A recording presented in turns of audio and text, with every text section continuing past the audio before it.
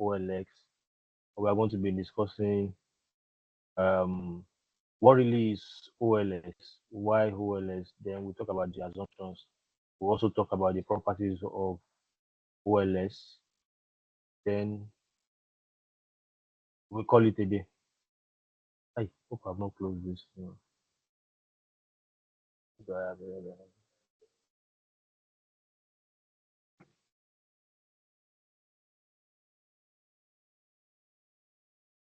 Sorry, I'm coming, please.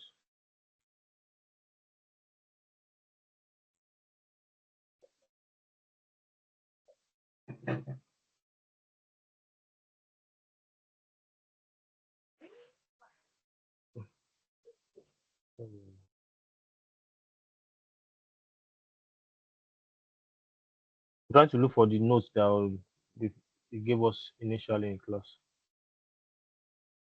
Where did I put it now? But let me just move on with this. Can we see my screen? Yes, please. We can. Okay.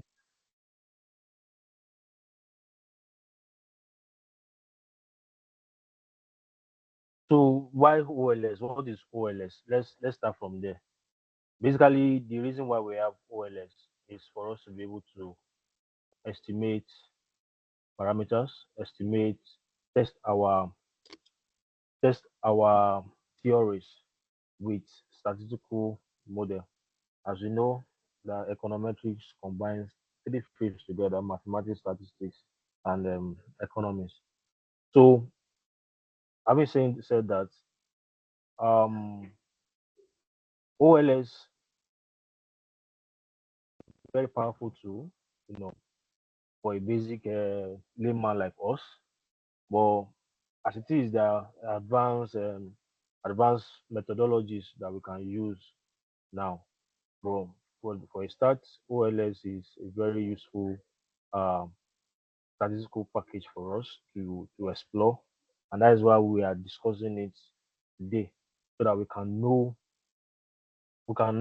what is there, how we can use it, what are the assumptions, what are the properties of this OLS that we are talking about, and how can it be applied to our our field as finance experts. Okay, I'm coming.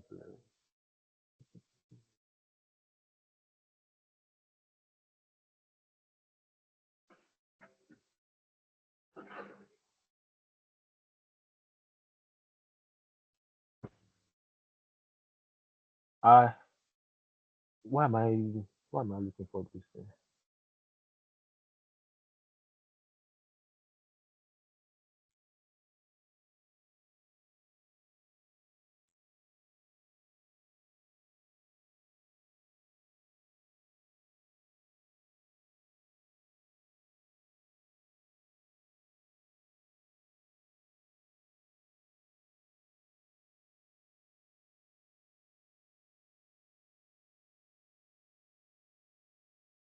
Okay, so let's start from the properties of the regression line. Now, we all know for us to build a house, as I always say, there are several aspects of the house that you build. You don't just go straight to the roof, you know. So that also applied to our OLS. So our OLS, you know, is like the best line, is like a straight line that fits our equation. It's a straight line that estimates our parameters, perfectly. That is a regression line. And how do you get this regression line? Is adopting your OLS methods to get it. So now, for us to have a perfect regression line, we may be surprised that you know in tests on Saturday they ask us what is the properties of a regression line. So let's quickly start from there. Then we now talk about the assumptions of OLS. Then we talk about the properties of OLS. So the first thing is that A regression line, it passes through the simple means of y Yes, and x. yes. Sorry, please. Is this the first material or second material? I think this is the second material. I was actually looking for the Page, first one before. That's what I page was one, using before. Okay, page this is what? itself. Huh? Page what is this one? This is page hmm? I may have 10 of 60. If you have the first material with you, go to page 32. You understand, Abi? 32, Abi. Yeah, of the first material. Then K, I'll prefer if you can just focus on assumption of OLS. That was what the man just made mention of. So we can skip properties. Let's just discuss those 10 Oh, assumptions. see, he's trying to give us background of how to understand the assumptions. I think that's what he's trying to do. Okay, okay. If that's the context, then it's fine. Carry on. Thank you, Governor sir. is page Yeah, 10. Governor, the second Huh? material is page 10. Page 10, 10. Yes, Then, page 10. Count 10. 10, count 10. You see property. So thank let you, me let sir. me let me This continue this one with where I my hear your voice foundation. today. Pressure don't deal. Governor, pressure So the, the Tiwa. first the first um the first properties of a regression line is that it's a simple line. I mean, it's a line that goes through the mean of y and x. What do they mean by the mean of y and x? The mean of our independent variable and the mean of our independent variable. So when you have a line, is a straight line that passes through their mean, is what is one of the properties of the regression line. Number two is the mean value of the estimated y is also the the estimated y, they are equal to the sample. The sample of the population is also equal to the population. So which means when you have a mean for a population, it is expected that your mean for the sample is also, tallies with the mean of the sample. So that's what assumption, I mean, the property of number two is talking about. Then number three, the mean value of the residual is u. So when we go to the properties, I mean the assumptions of OLS, we'll be looking at this number three, more holistically. So the mean value of the residual u is zero, which means whenever you sum your error term, give or take the plus and minus, you should have what? You should have zero. The residual u are uncorrelated with the predicted y I.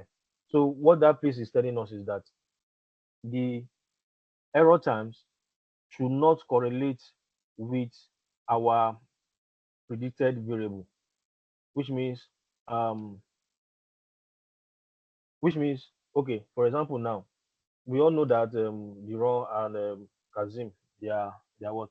They are friends, right? Now let's look at somebody that you know that Kazim does not even relate with at all in the class.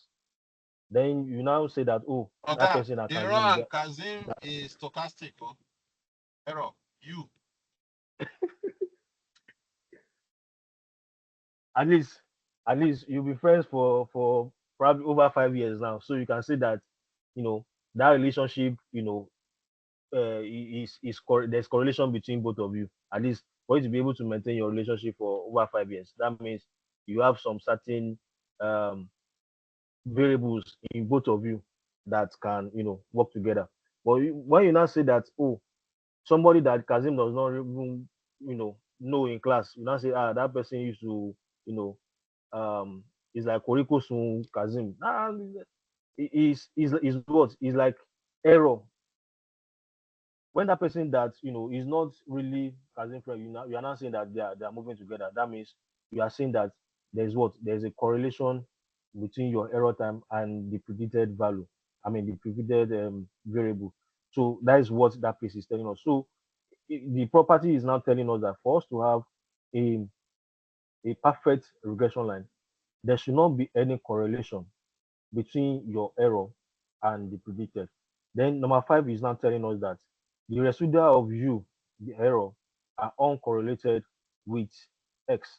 That means your your um, error time should not also correlate with our independent variable.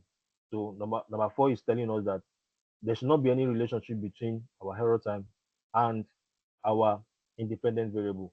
Then number five is telling us that now the what that variable that we are using to predict our y, there should not be any relationship between it and the error time also. Number three is telling us that when we do our plus or minus on our errors, we must have zero. That's what that piece is. That's what the properties is telling us. So when we now move to the assumptions of OLS, as we all know, is 10. Is 10. And the number one assumption is that our error term is a random real variable. What is that piece simply telling us? When you do when you are calculating your error term, your error time will always give you a positive, a negative, or a zero value. What does that mean? Your error time is not something that will give you an infinite number. No, your error time is a definite number. If you remember when we are doing some calculations, we did what? We calculated the error in our model. So, and at the end of the day, we arrive at some figures, either positive or negative. So the assumption number one is that your error time, your model, is what? Is a positive, a negative, or a zero value um, variable. So before I even go to the properties, let's refer back this to this um to this equation here. This equation is telling us that y is equal to beta 1 plus beta 2 xi plus ui. So let's look at it.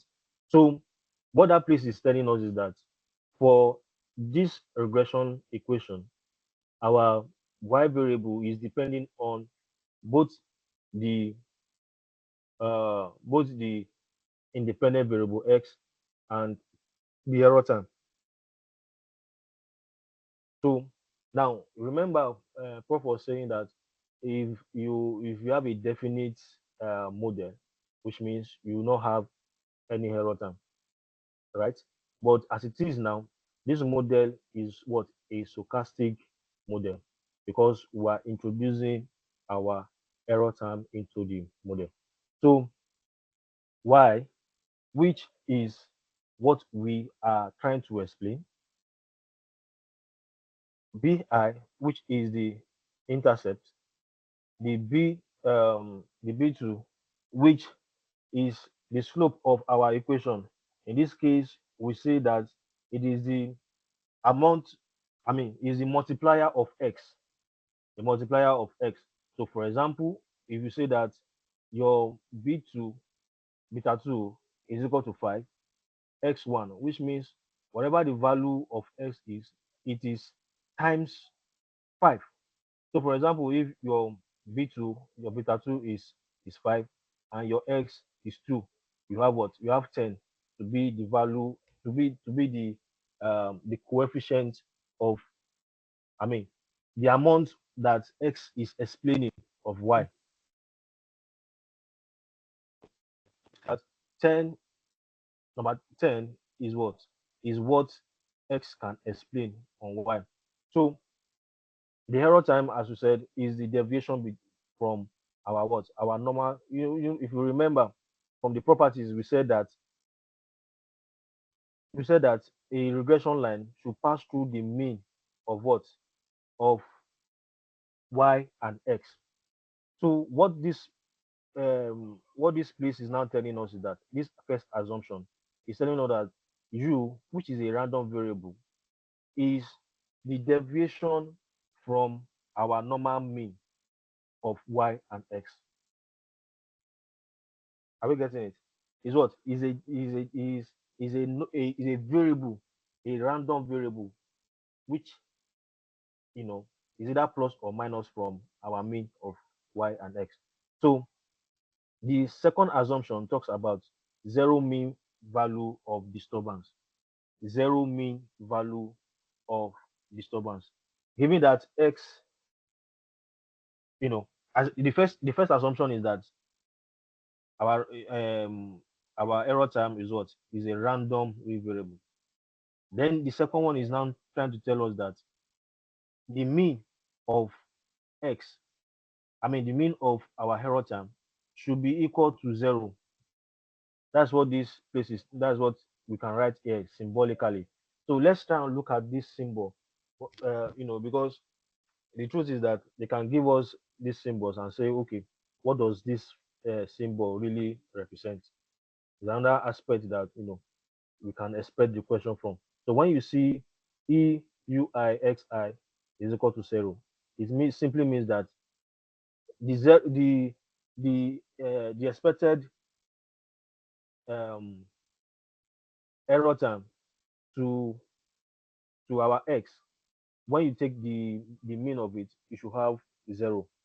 That's what this equation is representing. This symbol is representing. So let's put that in mind. So all these things I will try to also look at the past examples that we've solved, and we'll see what it look like.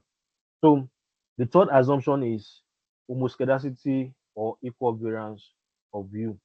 Given the value of x, the variance of view is the same for all observation.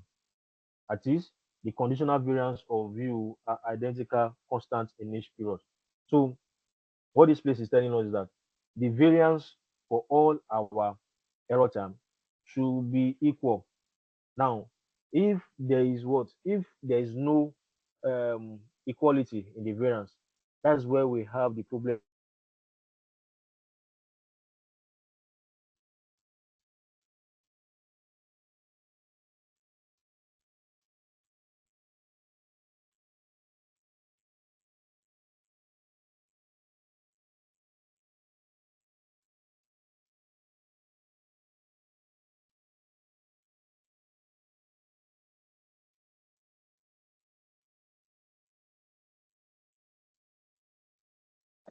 Kayode o. Is it my network? We cannot see Hello? him also. No, I think it's Yeah, his network. I network. think it's having you reach almost that is now network disappear.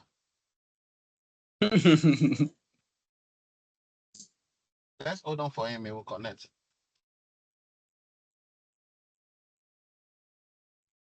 The devil is a liar. What?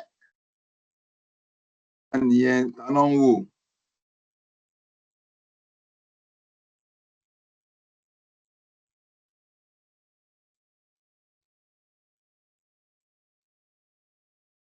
Okay, let me call him up. It's possible that he's still talking now, and if doesn't, he don't that I'm not hearing him again. Let me call him.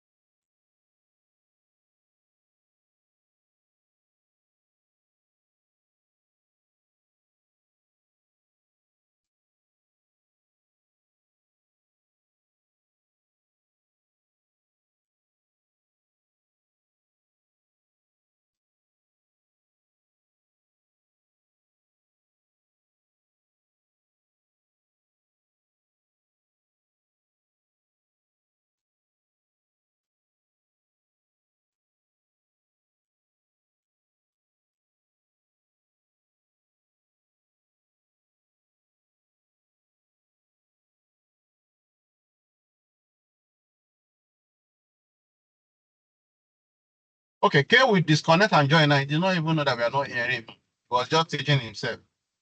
We was just talking to himself. So he will disconnect and reconnect now. Okay.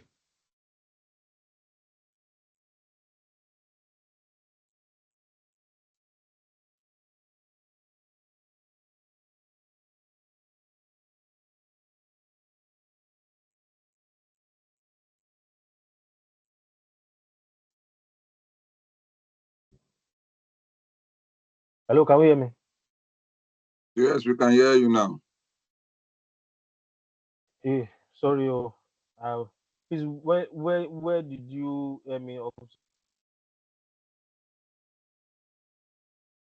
Assumption Okay, two. please start from almost City. Start from it again. So Almost City. scarcity I've got is MP.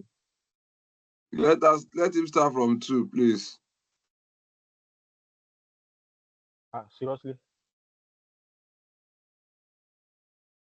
mo ti fẹ́ bọ́ sí kinní gan sef. Okay, let me go back to 2.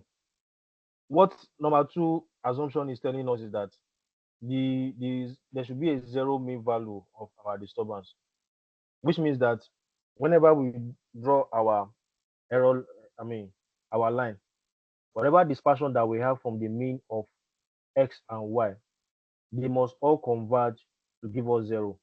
Which means, for example, in our observation 1, you have error of 2. In your observation 2, you can have -2. In your observation 3, you can have -1. In your observation 4, you can have -5. In observation 5, um you can have +5. So when you add everything together, they should give you 0. That is what this assumption is talking about. So, and I said that in test they can give us this symbol and say what is this assumption, what is it representing? what, what is this um what is this symbol, what is it representing? This mathematical function is simply telling us that there should be a constant value. The mean of our error time should be what? Should be equal to 0.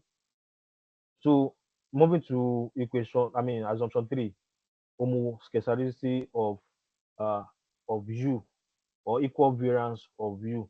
When we say equal variance of u, is simply telling us Okay. that, hello, Okay. So if I'm he with you. asks us what does this mean, we should say it means our mean has to be 0. Yes, you just refer to 0 means value of disturbance of u, of disturbance. Yeah, that's what you should say. And the mean of our error time should be equal to 0. Do you And get that? the error is the U, Abi. The error is u. Okay. So what is actually telling us is that Wait, so the the relationship error is not me. Which one is the error is you? It's not me. The error is you high. yes, ui. No be me be error.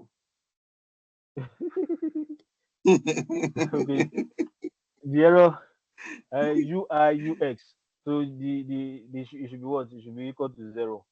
That's what that one is talking about. So when you have this symbol, this mathematical function given to you on board, and say, okay, oh yeah, what is this symbol? What is it talking about? If you know that is 0 main value of disturbance of ui.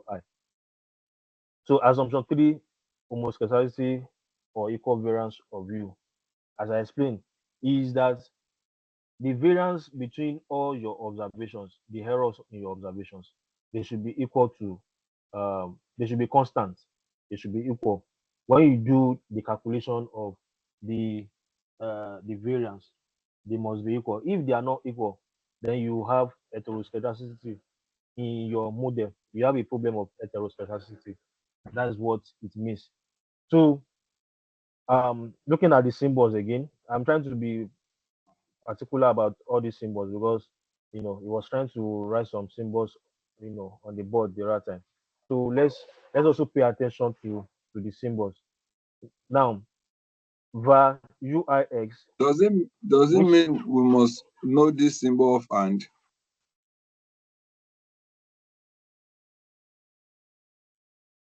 Yes, var sir. Okay. uix is equal to you know eui minus euixi. What that is simply telling us is that this for the variance of observation 1, For the variance of observation 2, they must be constant. They should be constant. If they are not constant, you have heteroscedasticity. But when they move in line with each other, then when they have equal spread, then you have what? You have homoscedasticity, which we actually want in our model. So now let's look at this in-test question that he gave us here. Now it says define the assumptions behind the following equations. Uh-huh. Can we see? Define what the assumptions behind these equations. This is So assumption 3. the assumption number 3.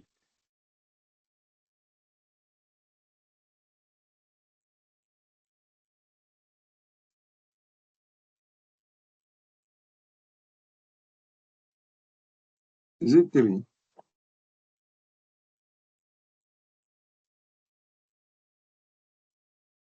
We know your car there again, no. I think it's network is problem again.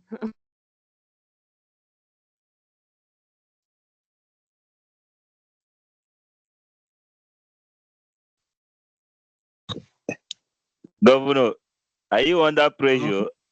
I don't do Pressure that. tiwa. Pressure I did under pressure serious tiwa. pressure, She? Baba. Pressure tiwa. I did under serious pressure. Wallahi. Make I call Pressure. the Pressure make I tiwa. call the guy. You.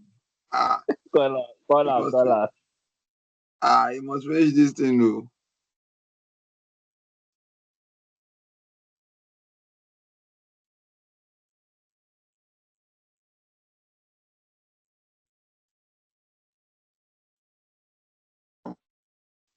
Hey, are you back?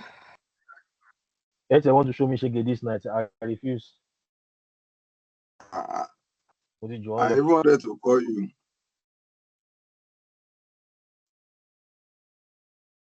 I'll switch to MTN. Okay, Okay. so let's look at the in-test answer together. Say homoscedasticity or equal variance of u, given that the value of x, the variance of u is ui I is can't the see your same screen for now. all observation. Can you see my screen? We cannot see Sorry? your We screen, cannot. okay? We can't see it too. I think you need to share your screen again.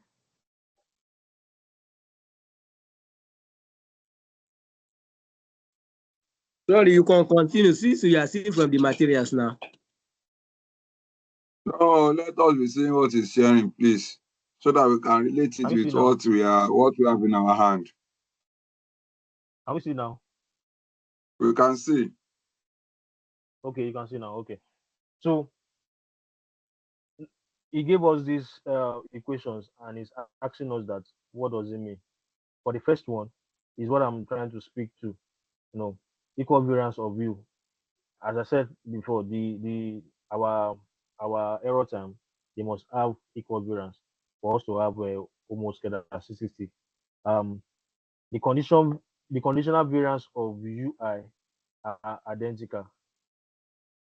Symbolically, we can have it as this, which you gave to us. So if you have a population varies with x, the situation is known as heteroscedasticity.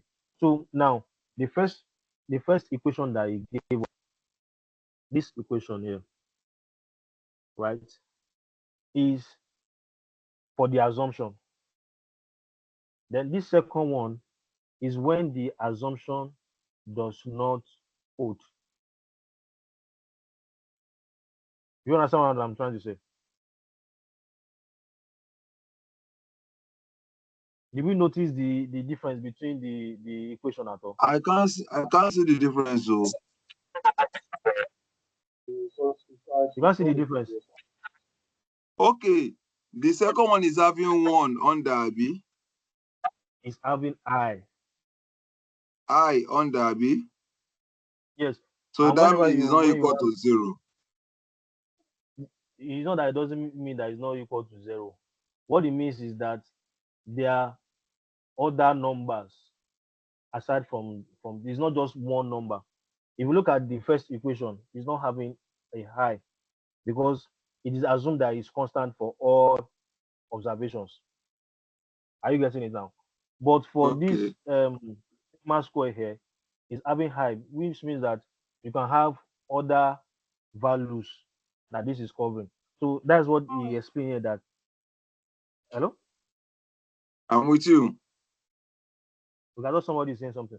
So if you have a population that is not now, moving at the same spread, that is not even moving at the same with the same variance, that's when you will have, a different variance. That is when you have what heteroscedasticity.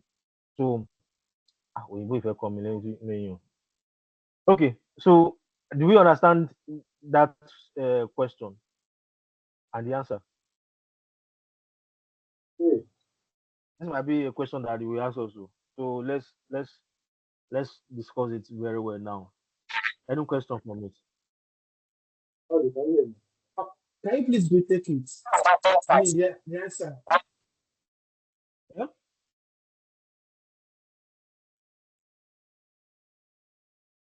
Hello, who is saying something? Yeah, I'm asking that. Can you please retake it? The answer to the in-text question. I mean, just recap. Can I can I repeat the question, Abby? Retake the answers to the question. I mean, just please Okay, retake should it, we take please. it?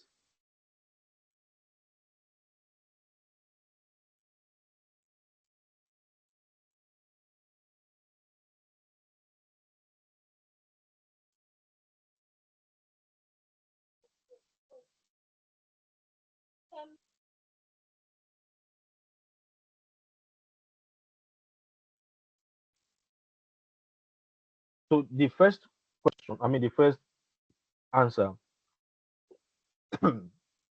emanates from sorry, I'm coming.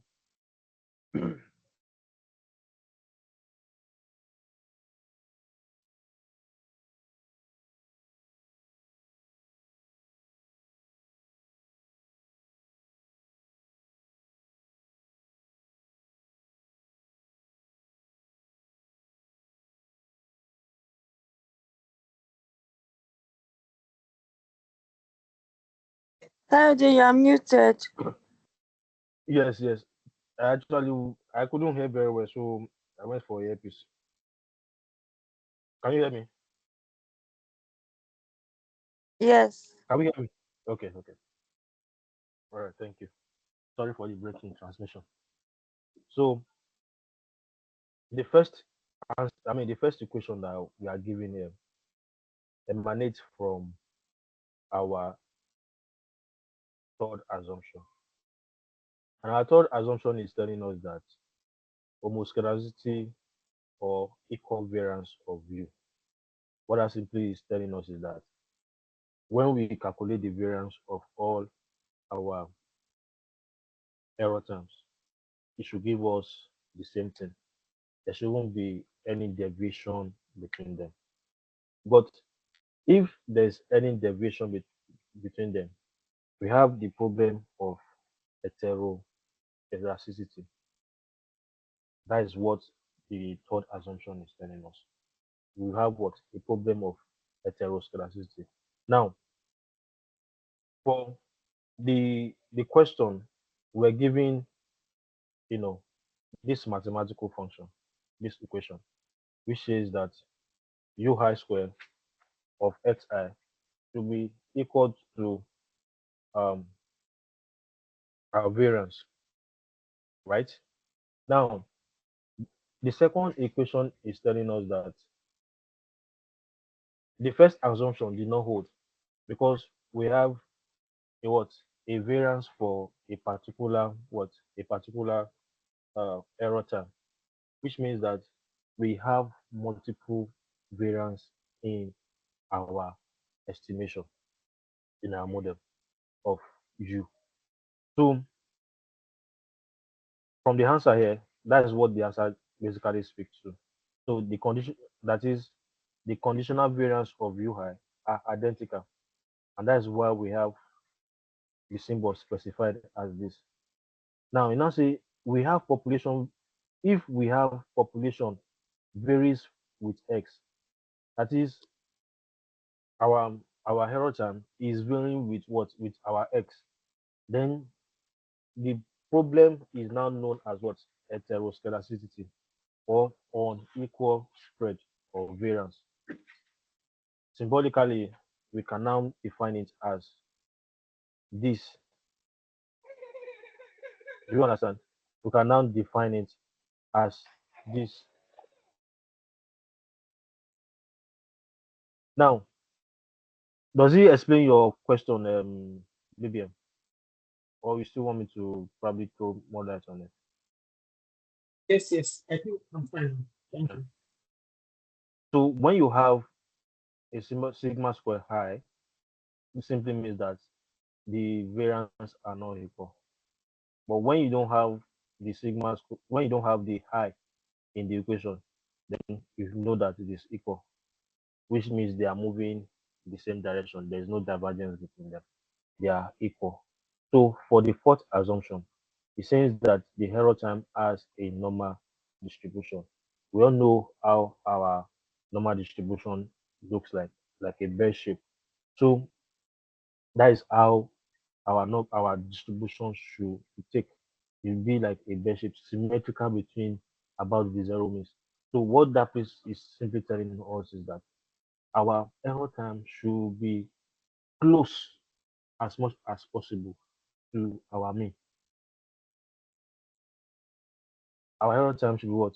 Should be close as much as possible to our mean. That's what that place is telling us. So then a question now comes in and says, how can you tell if a data is normally distributed? So for us to know if a data is normally distributed, we are going to combine the first three assumptions, right? Our first three assumptions will be combined, and that's what we have in the, you know, that is what the question is simply telling us, that our for our data to be, for our data to be a normal distributed um, one, it must have, you know, zero mean of error. The variance of UI must be, must be the same, and U should have what? It should be a real variable, should be a real value, and you know. So basically, that's what we have in this. That is what the question is asking us there. So, let me just read this assumption four again. It says the value of x for xi have a bell-shaped symmetrical distribution about their zero means, which means if we calculate our mean to be to be 10, all our what's it called now? All our errors should be close to 10. It can be 11, it can be, you know, 8, 9, 12. But the closer to the mean, the better for the model. The normal the equation will be. I mean, the distribution will be. But if you now start having a distribution that is tilting to one side, that means the there's a valuation of the assumption of OLS. When you have much of your data, pulling to one side, and the other ones are, probably to the positive side, to the upper, I mean, to the positive of your mean, while you have a very little to the negative of your mean, then you know that your distribution is not what is not a normal distribution. So the question that we have here is not saying that how can we tell a data if data is normally distributed? So the answer is that the random errors you are independent and identically distributed. Now, independence means that they are heteroscedasticity, which means they they are what? They are constant, a constant um a constant mean, then analytically distributed, which they are constant, they are identical, they are not the same as the normal distribution with zero means and constant variance. If you see are independently and identical distribution, then we have our n zero means, then our sigma square of u should be equal for all I. So now when we estimate at point I, our mean, I mean our error time, the mean value of error should be zero. Then our covariance, our variance of our u should also be what? Should be constant. So those are the um that's how you will know if your your data is what is normally distributed.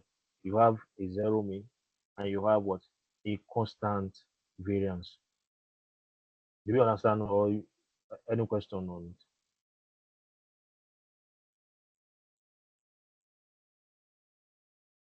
Any question?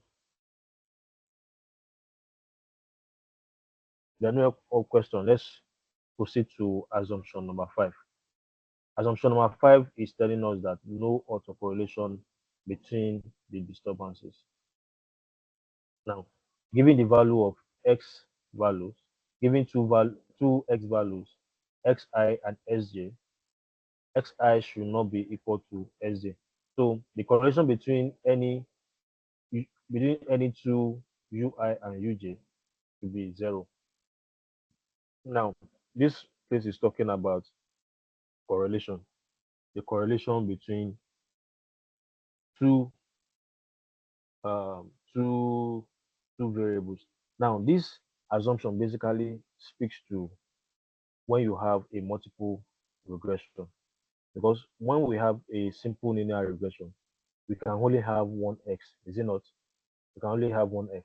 But now, when you have two value of x, give it two independent variables, then there should not be what? There should not be correlation between the two of them, between the error time of the two of them. But if there is error, if there is if there is a correlation between the error time, that's when we have the problem of autocorrelation in our model.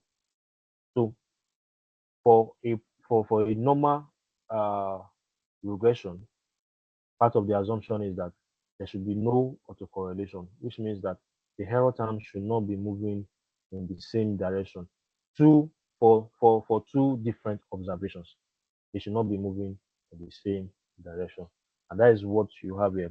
The covariance of ui uj of ui and for xi sj should be equal to zero. So these are just the breakdown of what we have there. So the covariance of ui uj xi sj to be equal to zero. Any Okay, question? so, okay. Sorry that Yeah. I'm taking Which over. is zero? UI is error. Abi. Yes. We normally have U, then we have UI. What's the difference? Now, that's why I said for this assumption number 5, it applies when we are doing our multiple linear regression. When you have the error time for uh, independent variable 1, then the uj is what for independent variable j. Are you getting it now? For independent variable I, you have ui. For independent variable j, you have uj. So what autocorrelation, what no autocorrelation between the disturbance is now talking about is that for both independent variable, there must not be what any relationship between them. The relationship should be what? Should be zero. That's what the assumption 5 is talking about. So is S a dependent variable? It's independent variable. Independent variable. Is no, you said UI and UJ are independent. Yes, yes.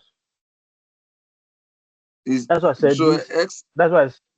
That's why I said in my when I was trying to explain this that this assumption basically speaks more to multiple linear regression when you have more than one independent variable. Do you get it? Sorry, no sorry, I wait. think it's I'm that one. confused. Okay. Um, Kayode, let me The help man out said here. the person Can I should help pay out? your Wi-Fi. Okay, go ahead. Who is Okay, talking so now? let me use this example. For instance, we know consumption is a function of income, and we know that consumption can also be determined by other factors. So our U, which is the error term, is representing all those factors that consumption can also be explained with. So, and in a multiple regression, we know we have more than one independent variable. So the U is representing those independent variable. So what this assumption is saying that our UJ, our UI, UJ, SI, their covariance must be equal to zero. If it is must be equal to zero, which means that our the value for I must not be equal to the value of J. So I think they can continue. I don't know if So that explanation is for me, clear. for me, Yes, sir. my question is yet to be answered. Okay. UI, UJ are independent variable. Yes. What is XI, SJ? They're You also know, independent variables. See, you know, let me refer you to let Sorry, me I have just a question too. That I let and me J, are they observations or the I and J, are they they observations? they are not observations. They are Okay. variables. Do you get it? The example for me was trying to talk about. Let's talk about consumption now. When we say consumption, we know that our income is important, our taste is important. You know, for a family, you can say that a family size, also determines our consumption. Is it not? Now, what is error? Error is what? The difference between the observation and what we estimate. Now, when you look at the error terms for all those three variables that we've talked about, they should not move in the same direction. That's what this assumption is talking about. That the relationship between them, the covariance, should be equal to zero. That's why you have XISJ. You can also have SK, SW. What XISJ is trying to tell us that in this case now, we are having two variables that we are considering, and these are their what? These are their independent error terms. Do we get it now?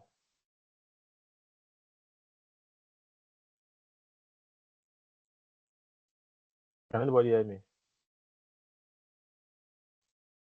Can we hear me? We can yes, hear yeah, you. we can. Okay. Yes. We can hear Oh, you. you see, now let me even read it here. See where I and J are two different observations, and where their covariance means, when COV means covariance. In other words, postulate that the distribution of UJ, the random terms of different observations UI are independent and uncorrelated or equal to zero. Kayode, Technically, sorry, this is sorry, assumption of no serial correlation or no autocorrelation. No serial correlation or Kayode, autocorrelation. sorry to interject. I think you can start the reading from the beginning, like giving Okay. any two x values, xi and xj. So I think you can start from there. Okay. So giving any two value of two x values, xi and sj. The correlation between any two ui and uj is 0. I take it again. Given any two x values, xi and sj, and this xi should not be equal to j.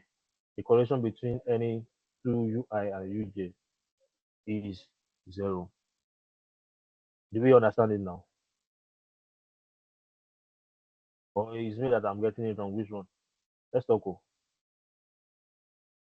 We have professor in this course. Why number 5 we are still going to 10. Oh, yeah, let's talk. Solomon and Emmanuel took an help for understanding now. Maybe Emmanuel is here.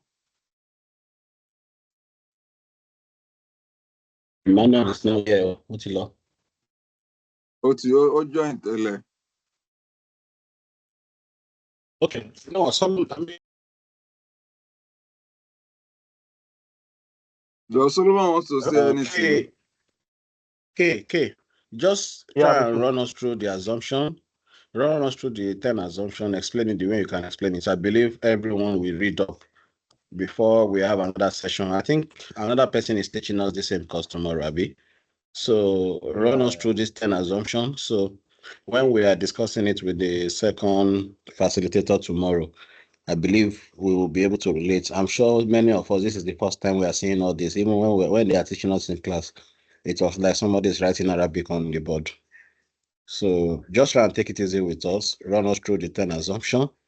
Let's go and sleep after that. Then we reflect over it. We'll try and study before we meet and before we have another session tomorrow. So when we're having the second session tomorrow evening, I'm sure this thing we clear them all. just go through the time. Don't be discouraged that people are not catching up. Don't worry, we'll catch up.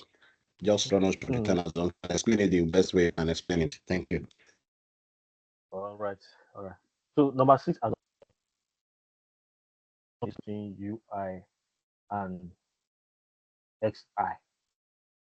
Now, the dynamics about this is that if you remember in the class, professor make us to understand that there are assumptions. That's why I refer back to our equation y is equal to beta 1 plus beta 2x plus the error term.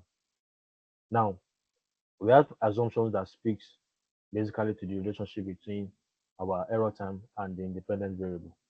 Then we also have assumptions that talk about our independent variable and the error term. Are we together?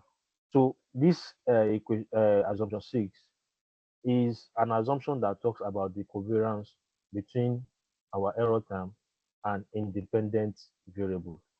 And it's simply telling us that the covariance should also be what? Should also be 0. Which means um, if I put it the way Professor put it the other time, he's saying that the wife should not have knowledge of the girlfriend. And whenever the girlfriend have knowledge of the wife, the man's happiness will be what? Will be depleted. Umani IBP straight. So the covariance between our error term and the independent variable should be 0. So the disturbance term is not correlated with the explanatory variable. That is, U is independent of the explanatory variables. The U's and the X do not vary together. The covariance is 0. So whenever we have covariance of UI and UX, we should know that it's talking about what? The covariance between our independent variable and our dependent variable. So when we have this equation on the board, we should know that it's speaking to what? The assumption number 6, which simply is talking about covariance between our error term and the independent variable I should be 0. So for number 7, number 7 is now talking about the explanatory variables are measured without error. you absorb the influence of omitted variables and possible error of measurement in y. That is, when we assume that the regressors are error free, while the y values may or may not include error of measurement. Now, what I understand by this assumption number 7 is that our error term, our independent variables are assumed to be without error. They are the spotless bride that Christ is coming for. So um, they don't have what? They don't have error. And because they don't have error, they can perfectly explain, they can explain, they have the ability to explain why. Now, in this case, why they are saying that they are measured without error is basically because every other errors that may affect the model, may affect y, is expected to be captured by our error term. Are we getting it? That is the best way I understand this assumption number 7. Then the other assumptions of the classical linear regression model is that there is no perfect multicollinearity. There is no perfect what multicollinearity. The explanative variables are not perfectly linearly correlated. That is, there are no perfect linear relationship among the explanative variables. If there is more than one explanative variables in the relationship, it is assumed that they are not perfectly correlated with each other. Indeed, the regressors should not even be strongly correlated. They should not have high multicollinearity. Are we together? So what this place is telling us is that um, the independent variables that we have in our models also, they should not have knowledge of each other. They should not move in the same direction. Basically, um, nǹkan tí ọwọ́ ọ̀tún tó bá dì mú òsì kò gbúdọ̀ rí, àbí báwọn ṣe máa ń sọ Yorùbá yẹn náà. Sorry, apologies to those people that don't understand Yoruba. So whatever your right hand is doing, your left hand should not know about it. That is what you know the assumption number 8 is talking about. That is, we should not have, even if you are going to have, it should be very, very minimal. Very, very minimal. The example that Prof made mention of in the class is that when you have two uh two or three ladies in a class, that's what's the name of that guy again? That they are trying to woo, and because they have knowledge of each other, that they will try to do what? To outweigh themselves. At the end of the day, what the guy is even trying to look for, he will not be able to do what? He will not be able to achieve it because all of them are just trying to impress. All the variables are just trying to do what? To explain why as much as possible, which is not supposed to be. The For us to have a perfect, for us to have a perfect estimation, for us to have a perfect estimate, the independent variables must not move together in the same direction. You know, it's just like when you build a model and you have inflation, um, you have exchange rates, you have money supply. Those variables,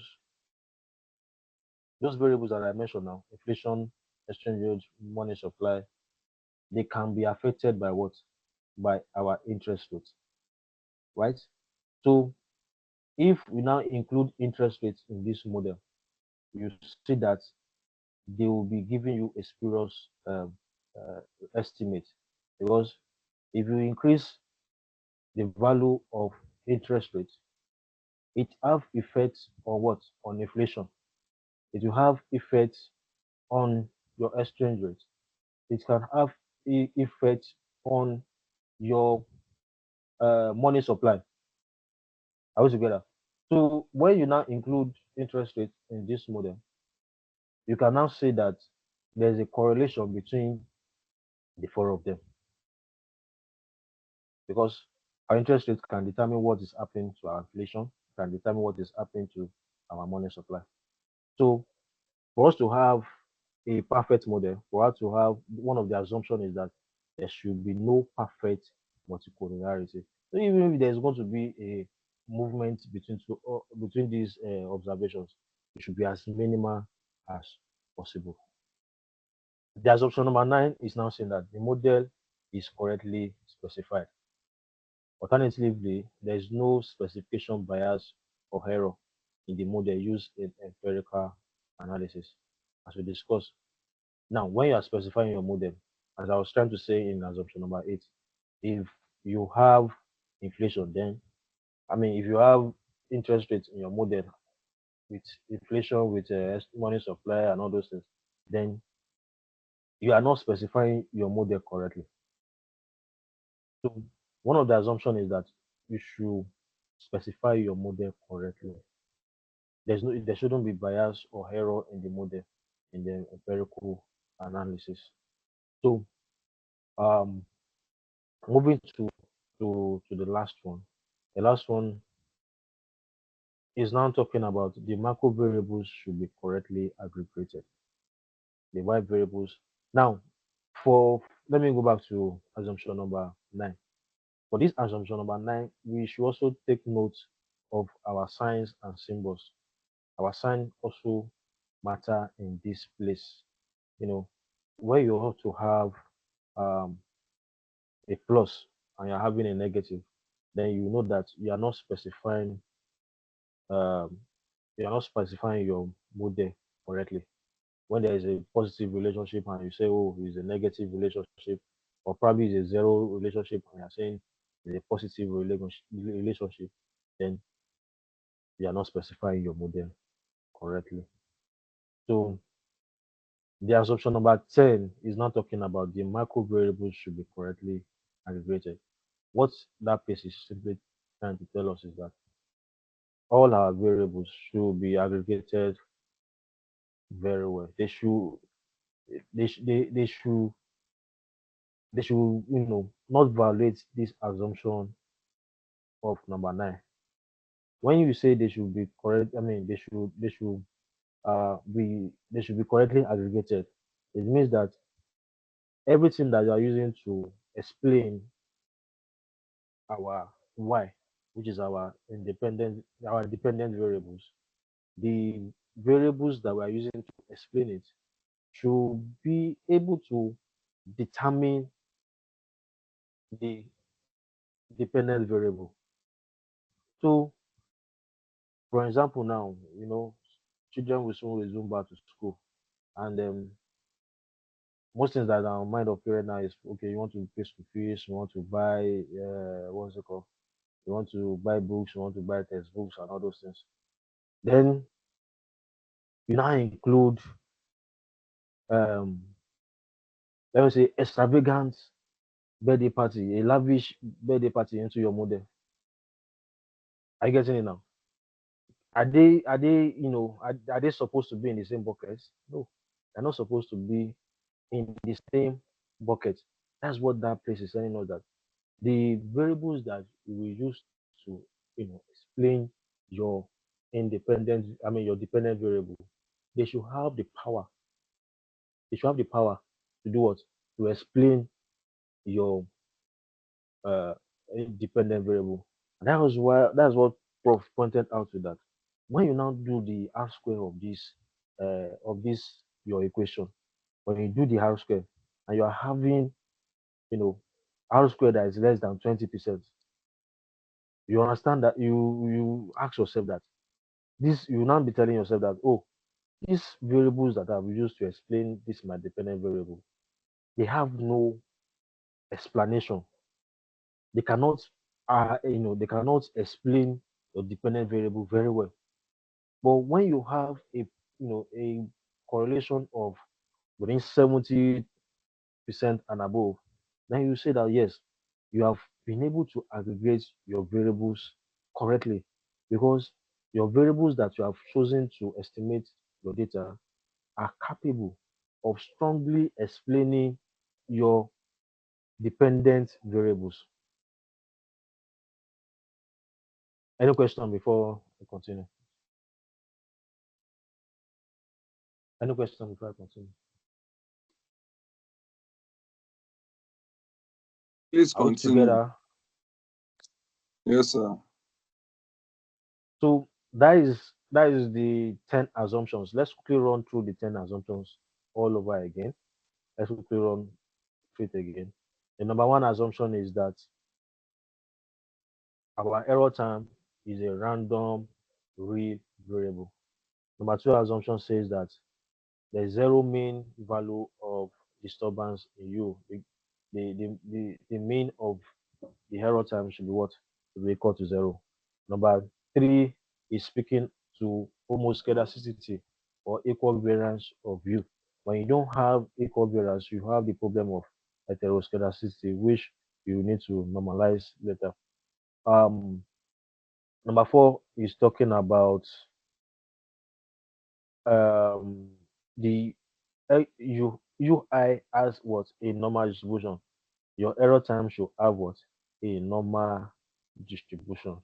Then number five is talking about no autocorrelation between the disturbances, which means for your error time there should be no knowledge between them. They should not have what they should not have.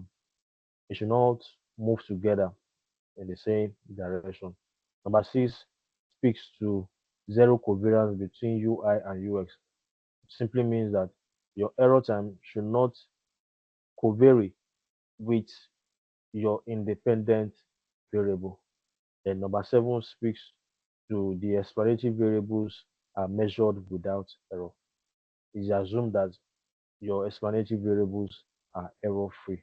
Then number eight is telling us that there is no perfect multicollinearity between our explanatory variables and independent between our independent variables. There should be what? There should be no perfect multicollinearity. And the number nine is saying that the regression model is correctly stated. Your regression model is expected to be correctly stated, specified, whereby when you need to have zero, you have zero. When you need to have a positive relationship, when you need to have a negative relationship, you specify it correctly. Then number 10 speaks to our micro variables, the variables that we are using to estimate our y. They should have the power to estimate it. They should have the power to estimate it. Then quickly let's look at properties of least square estimators, the Gauss-Markov theorem. What this place is simply telling us is that the properties of OLS is telling us that the property of linearity, the properties of unbiasedness, then the minimum variance property, that is the property of consistency, that your variance should be what? Consistent.